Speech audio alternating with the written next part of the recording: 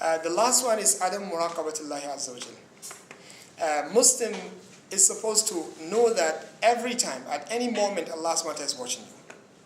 Yeah. We stay here. Whoever is out of this place cannot see us. Yeah. If I go to my house, I go to my room, when my family is not there, no one can see me. I can do whatever I want. The only thing that can stop me from doing things that Allah subhanahu wa ta'ala hates is the remembrance of Allah subhanahu wa ta'ala, the muraqabah of Allah subhanahu wa ta'ala. That's why it's one of the most important concepts that every Muslim should put in his mind. Being mindful of Allah subhanahu wa ta'ala. Yeah. Because it will stop you and it will remind you that yes, definitely you're going to be brought back to Allah subhanahu wa ta'ala, and nothing can stop you except what? Except the tawbah. Nothing can stop you from being in trouble except the tawbah you're going to make. So that's why you see the righteous people, they never hesitate to making tawbah. Why? Because Allah subhanahu wa ta'ala is in the heart. Always. Always. I'm going to give you one excellent example. How many things you commit in a day? Many. Many. If you just look at yourself, you'll be honest. Wallahi, sometimes if you sit down, just remember. From the beginning of the day, from Fajr till now night. How many things? Some of them you will just laugh. Stop. Enough. No need to continue counting. These are enough. Every day you are like this. And these are the things you can see. The rest that you cannot see, there are many and many and many. Only Allah subhanahu wa ta'ala can see them. It's the nature of human being. And people of today, we are like this. The sin is too much. When you compare us with the past, mashallah, they were excellent and perfect human beings. I'll give you one excellent example. Sa'id ibn Musayyib, one of the righteous scholars, very righteous scholars. He's selling oil, and the oil is in the container. And you know the Prophet ﷺ said, if you have oil and rat fell into the oil, what are you going to do? If the oil is dry, you remove the rat and you remove anything that is surrounding it. You throw it away. If the oil is liquid, you have to throw it away. Everything. Said came. He found rat in the oil. What did he do? He took the rat, he threw it away. And the oil is liquid. What happened? When he came back, he remembered that this is wrong. He's not supposed to let Muslim buy this najasa, buy this oil which Allah subhanahu wa ta'ala doesn't want him to do. So he reflected. He made tawbah. He came back to see which one is that.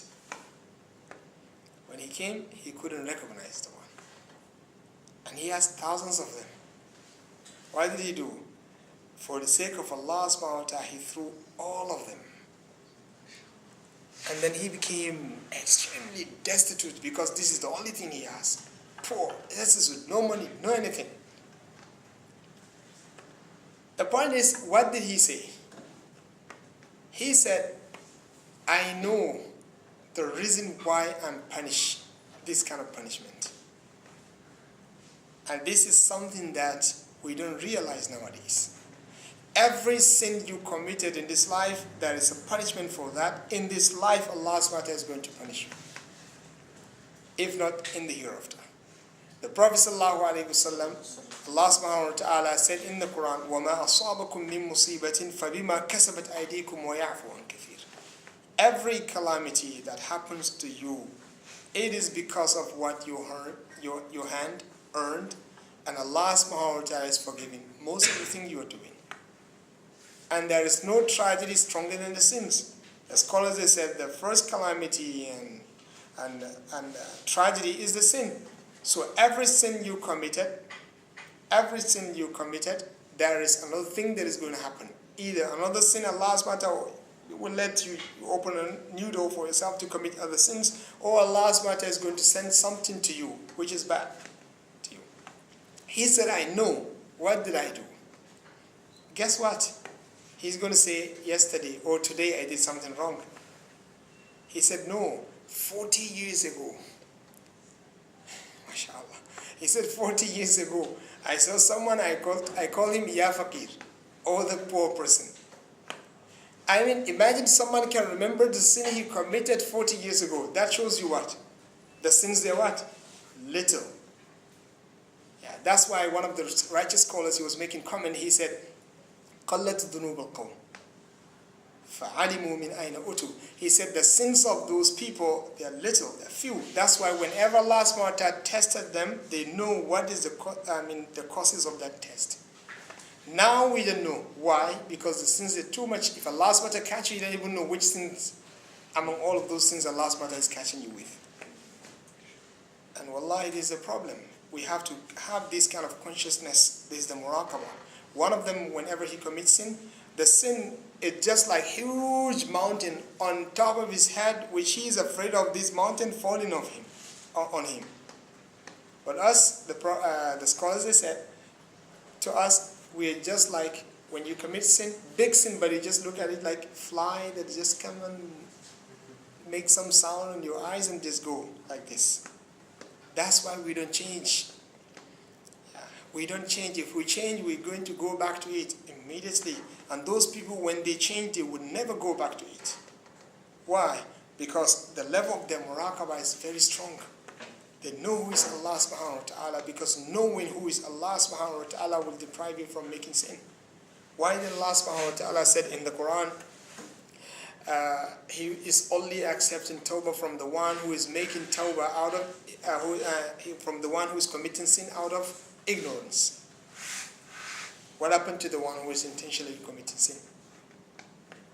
Still, Allah subhanahu wa ta'ala will forgive. But what is the point of mentioning ignorance here?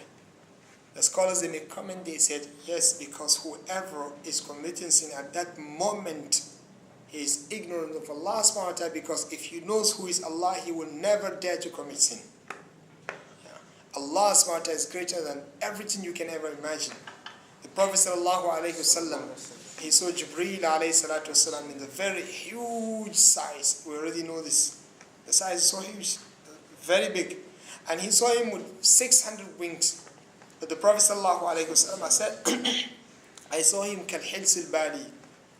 Hils al-bali is a fabric and a cotton that you put on earth, and people, they're walking on it. For so many years, it's become rotten, soft. When you just hold it, it will cut into pieces like this. I mean, someone who is extremely humble, relaxed, bending his head down, cannot even raise it up. The Prophet ﷺ said, I saw Jibreel like this in the heaven because of the fear of Allah subhanahu wa ta'ala.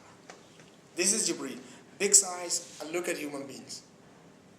Very small, so tiny and very arrogant and disobedient to Allah subhanahu wa ta'ala. Those angels, they're big, they're huge, but still they are obedient to Allah subhanahu wa ta'ala. They never think of committing sin.